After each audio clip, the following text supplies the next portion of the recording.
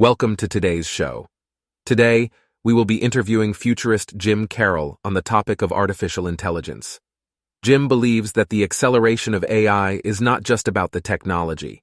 It's about the promise and the peril, the opportunity and the challenge, the disruptive impact and the strategy. It's about leadership. Futurist Jim Carroll, one of the most respected leadership speakers in the world, with clients like NASA, BlackRock, Disney, the World Bank, and Pfizer, puts these realities into perspective for those organizations that require a highly customized, industry-specific overview to align to the future. Let's go to the studio with Anna. She's ready with a series of questions to find out how Jim is helping organizations align the rapid emergence of new AI technologies to disruptive business. Anna, over to you. Hi, Jim. Let's talk about artificial intelligence. I understand that you've recently set up a separate artificial intelligence speaking site at jimcarroll.ai, and you are doing a series of artificial intelligence megatrends over at ai-megatrends.jimcarroll.com. Tell us a little more about that. What's going on? Why are you doing this? I've been speaking about artificial intelligence for years and years. And obviously, when ChatGPT exploded onto the scene a number of months ago, there was a realization that this thing is suddenly maturing. It's real. But what is happening as well is a huge amount of hype, a huge amount of corporate hysteria around it. Everybody's running around, we got to do AI. And what I'm witnessing is sort of what happened in the early days of the internet, what happened in the early days of .com companies. Everybody's rushing about, saying we need to do something, but they don't really have a plan. They don't really have a strategy. They're not quite cognizant of the trends. And my job as a futurist for 30 years has been to elevate people to sort of get beyond the hype, the hysteria, think about it from a strategic perspective and get involved in a way that is going to align to your business strategies. I mean, I'm in the business of getting on stage, helping CEOs align their teams to the future. And given the speed and staggering scope of what is going on with AI right now, it's time that we need to do that once again. You decided to cover artificial intelligence megatrends and not focus on ChatGPT. Why is that? It's because people need to realize there's something bigger that is underway here. ChatGPT, it's massively disruptive. Everything that's happening with large language models is going to change entire industries. I mean, the entire concept of web search is changing at a furious pace. We're going to see the arrival of all kinds of personal information butlers. I mean, there's already thousands and thousands of information-rich tools that can help us use AI. But beyond that, we're seeing trends mature with what was already happening with predictive analytics, with the intelligent Internet of Things, big data, entire industries already being turned down and changed and morphed as a result of the acceleration of AI. And so what I think it's important to do is to put those trends in perspective. And that's what I'm beginning to do over at my AI Megatrends website. I'm taking apart various industries and putting in perspective, look, this is what has been going on within insurance, within retail, within manufacturing, within healthcare. And here's the bigger trends that are going to continue to unfold. Because we live in what I call the era of acceleration with AI. That's what's really going on. Everything is speeding up to a huge degree because of what has happened in the last 6 months. Are you finding much interest in this right now? What's been the reaction? Oh, wow. I mean, I'm watching my web traffic. I created a little separate website, jimcarroll.ai. The traffic to that is exploding. And my AI Megatrends webpage, I watch the traffic on that and people are sharing it. People are reading it. I seem to have a global construction company that just last week around the world was sharing a post I had written about AI in construction hundreds and hundreds of times. I think there is a real clamoring by people in which they are trying to understand what is going on. What does it mean from a strategic level? Not from the hype and the hysteria and the excitement of what is happening, but what is this going to do for my business in both terms of the promise it represents, the opportunities it presents, but the perils of what comes next? I mean, Economist magazine caught that with the reality of their cover, where they, had a picture of AI with a devil and an angel. That's the reality of what we're faced with today. One of the industries you wrote about in your megatrends is insurance. What's going on there? Give a big picture view.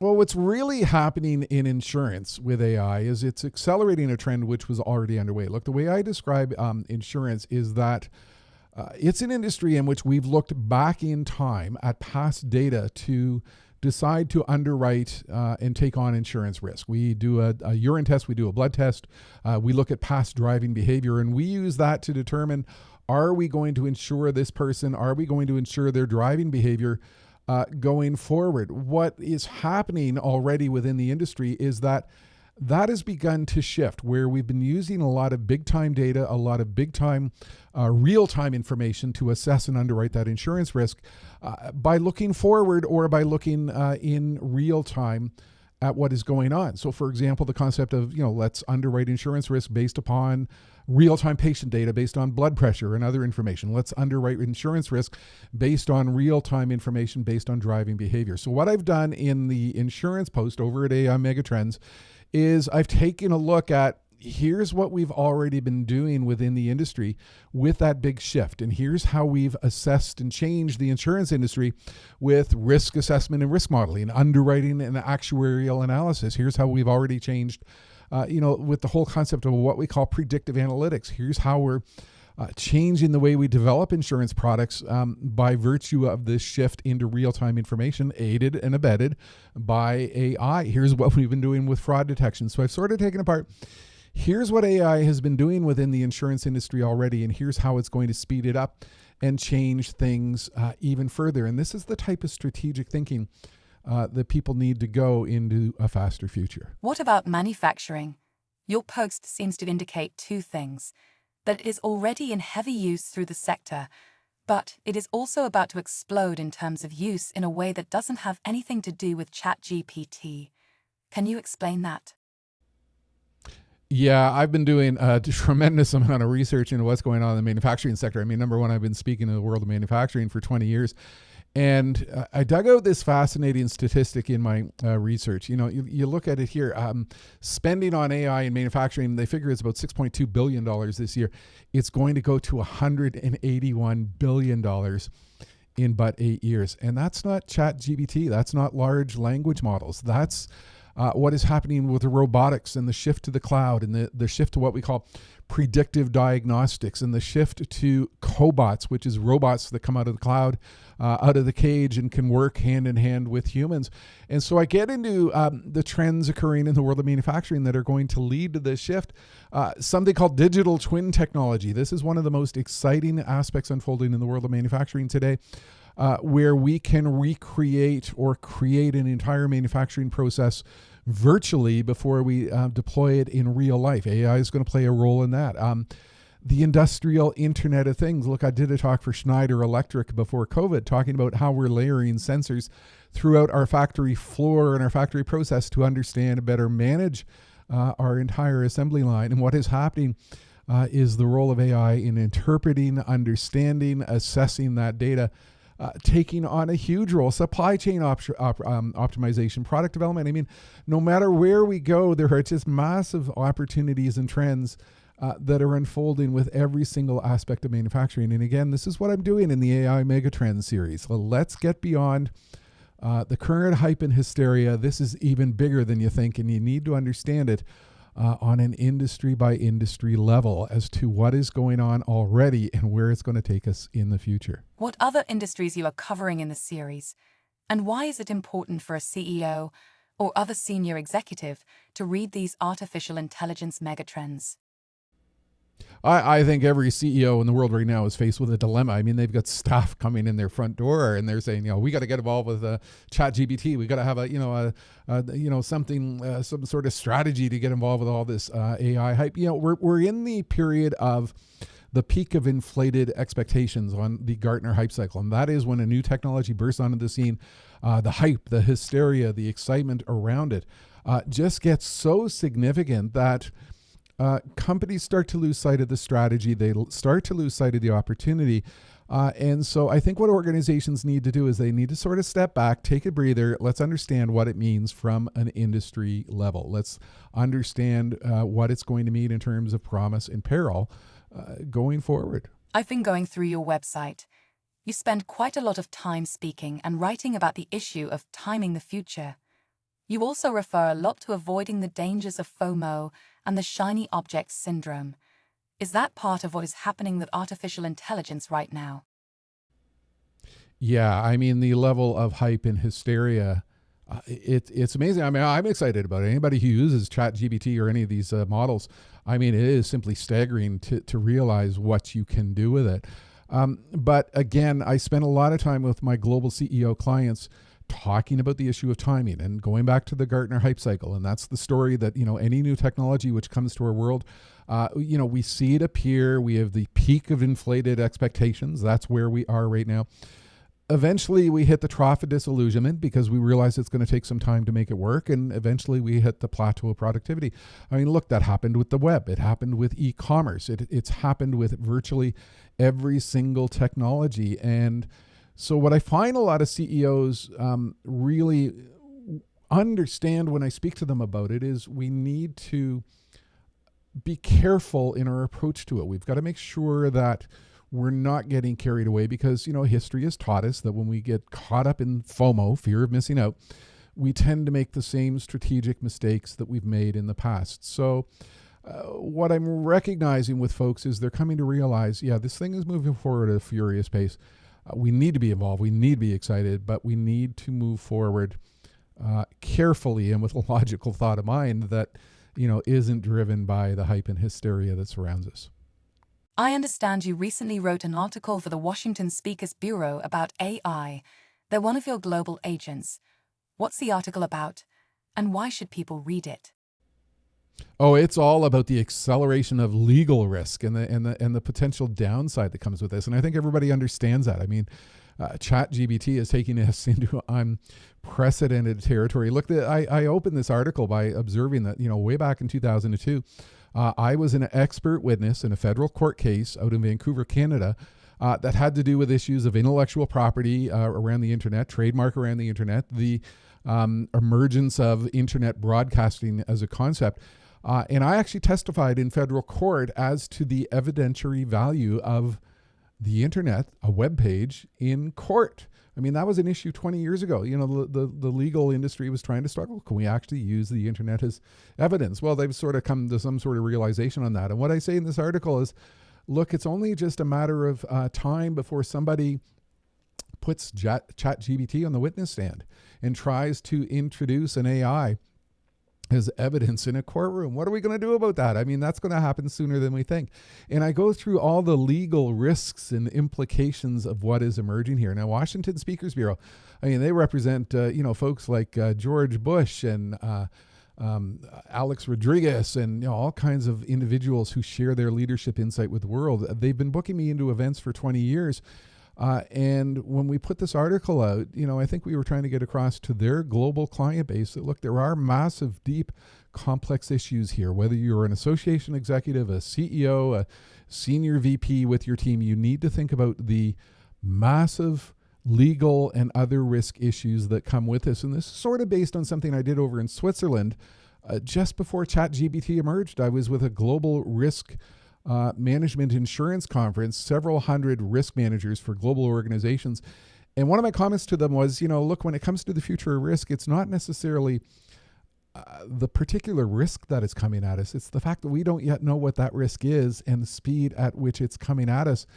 And it was like literally weeks later, ChatGPT emerged. And we know that what it is doing is it's taking us into a world that provides for the dissemination generation of disinformation at scale. If we think we've got a problem with disinformation right now, we haven't seen anything coming. That sounds absolutely fascinating and actually kind of scary. I can't imagine a world where there might be fake people saying things. Imagine if we find ourselves in a world in which there are AI-generated news anchors. I hope they don't take my job. Anyways, I digress. Where can people go to read this article? You can go and read it at WSB.com and just hit the blog section. It's right there. And you can find a lot of, similar reports all over the internet because I think people are starting to express alarm about what is happening here with the rapid acceleration of this technology in so many different forms. If you had one word of advice for organizations, what would it be? I go back to my main mantra that I always share on stage. Think big, start small, scale fast. You've got to think really big because clearly AI now represents a bigger strategic opportunity than ever before. You start small. I mean, yeah, we've all got to work with ChatGPT. We've all got to work with these technologies. We've all got to work with the other AI technologies which have already been out there shaping industries like insurance and manufacturing and retail. We need to take on a lot of small scale projects to understand the depth and the scope of what is happening, and we need to be prepared to scale fast because, as I often say, any technology today can suddenly go supernova and become real and have staggering implications. And that's certainly what has happened in the last 6 months. So what advice would you give to a CEO right now with respect to everything going on with artificial intelligence? What's the key thing they need to do and concentrate on? I think it's getting your team on side with a path forward. What are we doing now? Where has it already have an impact in our industry, on our organization, on the careers and the skills that we have in place? So do sort of a personal inventory of where we are and what trends are going to unfold in the near, medium, and long-term future. What will that mean in terms of opportunity and challenge? And how do we tie that to our existing strategy? How should that evolve our strategy? And most important, what new disruptors might emerge in the future as a result of everything that is going on that might challenge us? And from that, develop a strategic path forward. I understand there are a few sites people can go to in order to learn more. One of them is jimcarroll.ai, right? Yeah, that's my new website specifically focused on the AI topic. I'm doing 2 AI-related keynotes. So there's details on that, a lot of information on the things I'm doing, information to share. By the way, you sort of seem to be struggling a little bit with AI. That's kind of a unique thing. What's going on there? Are you surprised by how quickly AI is evolving? Oops, I meant to say AI. Yeah, see, like you just did it again. You're really struggling in producing that, which I think is kind of indicative of the unique challenge that we have going on with AI today. What are you going to do to try to pronounce that correctly? Please stop making fun of my pronunciation of AI. This is my first day on the job, and I'm kind of nervous, okay? But you're struggling. I mean, you're clearly struggling with how you're trying to say that. No, I'm not struggling to say AI, but let's just leave it at artificial intelligence to make it easier. Okay, that makes sense. The other one is ai-megatrends.jimcarroll.com. What will people find there?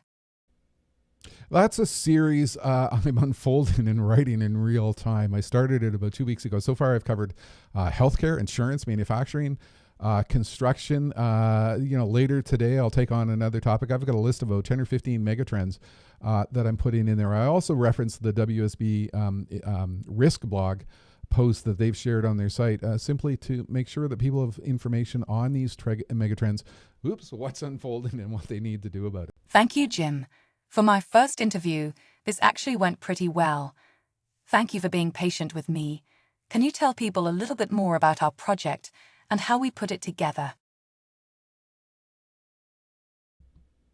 Yeah, I mean, obviously, you're not real. You're an AI. I generated you over at reels.ai. Look, there are thousands of tools that have emerged with AI in the last many months. Many of them are related to ChatGPT and OpenAI and all these, APIs that have been released. But there's a lot of video and voice tools. So I created you using reels.ai. I fed you a series of questions, text prompts, and generated the video. And I brought that into my home broadcast studio. And then generating the voice as we go as well. A lot of opportunity to do unique things in the ways that we share information. And something I just posted out to a event industry meeting planner LinkedIn group is, look, we're probably just months away before, we have an AI-based keynote speaker. Are they going to be any good? I don't know. I kind of wonder about where that's going to take us in the future. And once again, I'll let people know they can find you at jimcarroll.ai, jimcarroll.com, and amegatrends.jimcarroll.com. Thank you for watching. Back to you, Andy. Thank you, Anna, and thank you, Jim. To learn more, visit jimcarroll.ai, that's AI, as in artificial intelligence. Oh, and my voice is totally fake too. Thank you for watching.